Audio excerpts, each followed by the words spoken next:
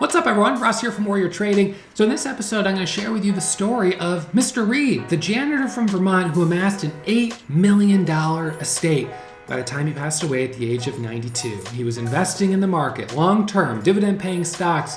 What was his portfolio? How did he do it? I'm going to share that with you right here today. Make sure you hit the thumbs up. I hope you enjoyed this video. Let's go ahead and dive right in. So here it is, the articles when Mr. Read passed away at the age of 92, the frugal man who left an $8 million estate, the multimillionaire next door. It was on the news. It was on the Wall Street Journal. I mean, it was really incredible. This is a Wall Street Journal article about Mr. Read, written in early 2015. So this is an incredible story. It's so inspirational.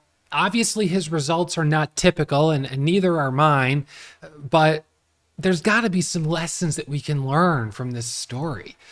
So let's see what we can dissect. So how did he do it? How does a janitor amass an $8 million fortune? Well, before he was a janitor, he worked at the service station here, this gas station, which is in Brattleboro on the corner of Green Street and High Street, where Western Avenue meets, which goes up to I-91, the interstate, which goes down to New Haven, Connecticut, or up to Canada. So Mr. Read, from a very early age, and this is what was discovered at the time of his death, was living within his means, number one, and was saving, number two. But he wasn't just putting that money into a savings account. He was buying shares of publicly traded companies. He was buying stock. And he was particularly interested in purchasing dividend-paying stock from companies that he knew, that he was familiar with. And so I'm going to go full screen here, and we're going to look at some of the charts of some of the stocks that he was invested in at the time of his passing. And by the way, like I said, lived completely within his means. That's Mr. Read right there on the Google Street View from 2012. That doesn't look like the outfit of someone who's a multimillionaire. It doesn't look like the car. Look at this car. It's got dents in the back of it. It's a two-door. It probably doesn't even have a radio. That's not the car that a multimillionaire drives, right? That's not the house in the garage of a multimillionaire. I mean, this was a neighborhood, a nice neighborhood, but nothing especially fancy by any means. You know, a nice little small town Vermont neighborhood. I don't know what his house would have cost. I think my mom's house cost her $10,000 when her mother bought it in like 1968 or 69. So, and I think he lived in the house for a long time. So the moral of the story, high level, is this is a man who lived within his means and believed a penny saved is a dollar earned. He would go around, and if a tree had fallen down or a branch had fallen down in the road, he would take that tree branch, he'd put it in the back of his car, and he would bring it home, and he would save that firewood to burn in his wood stove that winter. He wore clothes that were patched. Why throw away a good jacket if it's just got a little rip in it? That's what duct tape is for, after all. And so he was frugal. He lived, not just within his means. He probably was saving the majority of his paycheck each pay period. And, if we look at just one of the shares, he had Procter & Gamble was one of the, let's see what else. So he had Wells Fargo.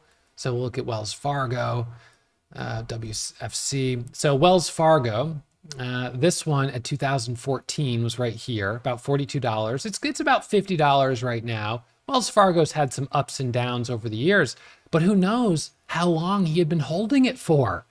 You know what I mean? Like this is an incredible move from the late 70s and 80s. Mr. Read was someone who was investing for his entire life. Imagine a lifetime of investing, and let's pull out the government's compound interest calculator here. Let's say initial investment, $150, which, that would have been a lot of money in 1950. But let's just say monthly contribution, $150. That might even be too high, but you average it over the course. Let's say it's $150 a month was the average over the course of 70 years. Interest rate, he was picking good stocks. Let's put it at 8%. Now let's see what this will calculate out to. 4.9 million. All right, that's $150 a month with a $150 initial investment. So let's bump this up to 9%, and let's calculate it again. So $8.3 million over the course of 70 years, from the age of 22 to the age of 92. Now, imagine for just a second, at the time of his passing, $8 million, that was in 2014. What if the Brattleboro Library and the Brattleboro Hospital got a good financial advisor and they kept that money invested in dividend-paying stocks for the last 8 years? Well, we could go to the compound interest calculator here and go ahead and change that to 78. It goes from 8.3 to 16.7. What if his kids that he gave that money to invest that money for another 20 years? So go 70 plus 9 plus 20 is 90. Now, of course, they're not going to be maybe contributing in the same way. And, they're only taking 2 million because he left 6 to the hospital and the library. But imagine if the whole 8 million kept growing. This is the power of compound interest, the way it just starts really ripping as you get further along in growth. Now, initially, the first 5 years, not a lot to show for it, $11,000. The first 10 years, well, probably still not a lot to show, 27,000. But then you'll start seeing it increase. Now you're at 20 years, now you're going up to 92,000. And this is where you start to pull away your contributions versus the growth. So when we were at 70 years, the total contributions, the lifetime contributions, were $126,000. Those were the total contributions, and the growth, 8.3 million. Now, again, this is speculative because I don't know how much he was putting away, but I know he was saving. And so let's look at some of the companies again. So we've got Wells Fargo here. We've got Procter & Gamble, PG. And one of the things you can do when you buy a dividend-paying stock is you can choose to either have the dividend sent to you as a check, or you can take that money and buy more shares of the company. So this is something my grandmother, she didn't do this like Mr. Read, but she would just here and there, she would get an inkling to buy some shares of a stock.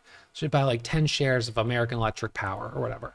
And when my dad and my uncle were cleaning out her house when she passed away, which was in the 90s, they were finding like a stock certificate jammed under, in a drawer or under a pile of papers. And it was like, in those days, it was like, oh my God, it was totally disorganized. So stock certificate here, another one here.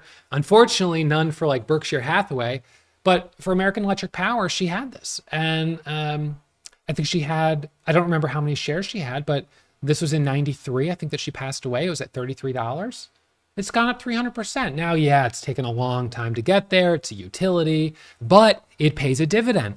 And, initial position, you keep reinvesting. You don't have to do anything. You set it and you forget it. And next thing you know, 20 years go by and all of a sudden you've got something to work with. Now, he also had shares of, let's see, what else did he have? Johnson & Johnson. And we can look at Johnson & Johnson in 2014 right here. It was at about 100. Now it's at 180. You can look at, let's see, you've got CVS. CVS was one of the ones that he had shares of. CVS from 2014, 63, went up to 110, came back down, came back up. SJM, the jelly, Smucker's jelly, peanut butter jelly company, 2014. Again, these are stocks that just kept growing. And so what he did was he positioned himself by saving so much of his paycheck early on to benefit from compound interest. And as these companies grew, these were, big household names, as they continued to grow, he was able to ride that wave, that rising tide that lifts all ships.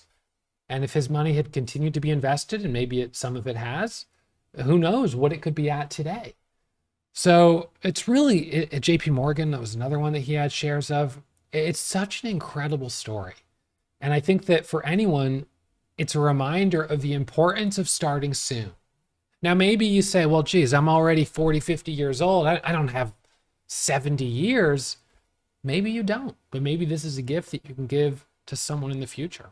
maybe for one of your children, maybe grandchildren, maybe the local library, the local hospital. I mean, it's, or maybe you just want to spend your money because, hey, life is short. Well, not for Mr. Read, 92 is pretty good, but life can be short and you got to enjoy life. And I think that Mr. Read and my mom have something in common, which is living well within their means. And it can be difficult to be around someone that lives so within their means because you think, geez Louise, you couldn't, we're on a 16-hour flight. You couldn't spring for business class. It's like, really, I'm 6'2". I don't want to be cramped in a seat. And anyways, but these are my own experiences growing up with, a mom that was a little bit like Mr. Read. And where she got it from? She got it from her grandfather, who lost everything working on the stock exchange in 1929, Great Depression, the stock market crash. He was working on the floor of the exchange the day the market crashed, and he lost everything on that day. And he rebuilt and lived a fine life, but teached his children and his grandchildren that a penny saved is a dollar earned. And don't refuse it, reuse it. Don't throw anything away, right? And so there's obviously a spectrum. And some people, due to life events, get pushed one way or the other. And I'm going to be so interested to see how children that have lived through COVID, this pandemic, are long-term affected in the way they spend money, the way they save, the way they hoard paper towels, toilet paper, supplies. Living through something like that, it's got to have a profound effect. And living through the Great Depression, I think that absolutely had a profound effect for a lot of children, young adults, Mr. Read included. So it's, I don't know if it's a happy way to live if you're really frugal and if you're always living in fear of, the next depression coming. But it's certainly an inspiring story of someone who probably should never have been able to amass an $8 million fortune, but was able to do it anyways. The power of the market and the power of long-term investing. So it's certainly not day trading. It's not, it's not that, but it's pretty cool. So I don't know. I just wanted to share it with you. I thought it was a nice, exciting, kind of inspiring story for those that maybe hadn't heard it. And I have my own take on it growing up, with Mr. Read down the street and growing up, seeing the way my mom, her relationship with money. And so I don't know what is healthy. I don't know what's exactly right. This doesn't seem maybe quite on the, in the middle of being moderate. It seems pretty extreme to live as frugally as he did, but if he was happy, he was happy. So, but I don't even know if he was happy. It's hard to say. Anyways, an interesting story. I hope you've learned taken some lessons away from it, and I'll see you right here for the morning show where I'll be live trading, day trading, fast moving markets. If Mr. Read could see them now from a phone, you can access the market. It's really incredible. There's a lot of potential at our fingertips, but just as easily as money can be made, money can be lost. So educate yourself, be conservative, take it slow, and keep studying. All right, see you guys for the next episode. And the best way to keep studying is to check out this video right here on the things I wish I had known before I started trading. I made so many rookie mistakes, and I talk about them right here. So check out that video, and as always, join us for the morning show live right here on YouTube between 8:45 and 9:30, Monday through Friday.